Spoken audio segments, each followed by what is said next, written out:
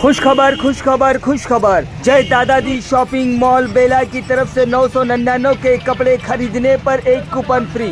1/3/2024 से लेकर 31/5/2024 तक ये ऑफर। आइए खरीदिए और इनाम में इलेक्ट्रिक स्कूटी और ड्रेसिंग टेबल पाइए। हमारे पास शादी ब्याह के सभी प्रकार के अच्छे और ब्रांडेड शूटिंग शर्टिंग साड़ियाँ, dress material, men's wear, kids where, ladies wear उपलब्ध है, वो भी कम दामों में। 999 की खरीदी पर एक कूपन फ्री और घर ले जाइए स्कूटी ड्रेसिंग टेबल। हमारा पता है मेन रोड बेला।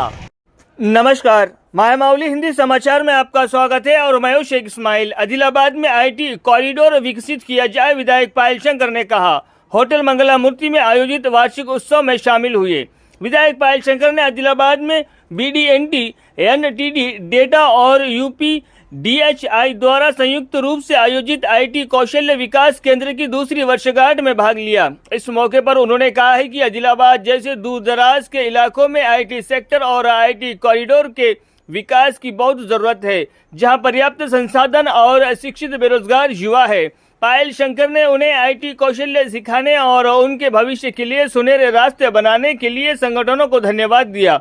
उन्होंने कहा है कि आदिलाबाद में कई प्रतिभाशाली युवा हैं जो तो अपनी योग्यता से कम उम्र में कार्यरत है या फिर अन्य क्षेत्रों में पलायन कर रहे हैं।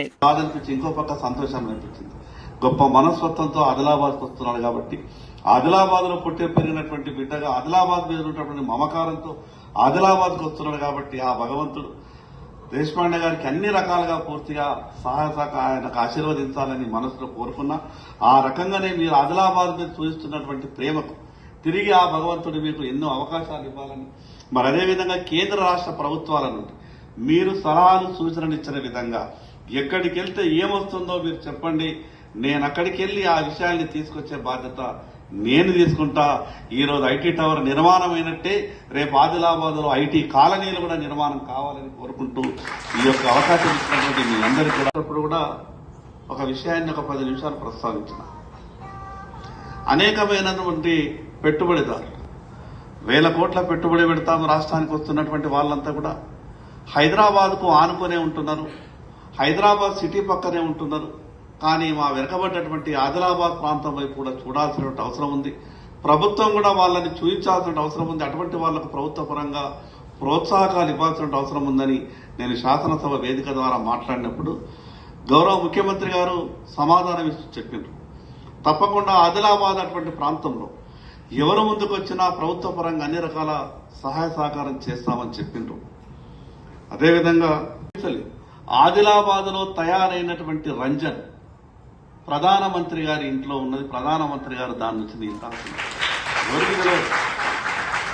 ప్రధానమంత్రి గారి నోరు నుంచి ఆ మాట అన్నప్పుడు నాకు ఒక పక్క చాలా సంతోషం అనిపించింది. నా ఆదిలాబాదు కళాకారులు, నా ఆదిలాబాదు కార్మికులు చేసినటువంటి ఆ యొక్క రంజన్ నీళ్లు ప్రధానమంత్రి గారు తాగుతున్నారు అంటే ఒక రకమైనటువంటి సంతోషం అనిపించింది. మరి అదేవిధంగా రేపు ఆదిలాబాద్ లో కూడా ఎయిర్పోర్ట్ నిర్మాణం నేను ప్రధానమంత్రి గారికి చెప్పిన. ఇది మా వెనుకబడ్డ జిల్లా అని పదే మాట్లాడేటటువంటి పరిస్థితి వస్తున్నది.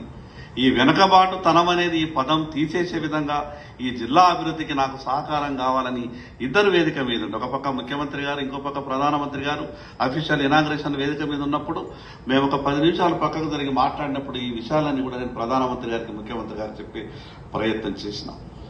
ఈ జిల్లాకు పదే ఎందుకు నేను మాట్లాడుతున్నానంటే సంజయ్ దేశపాండే గారు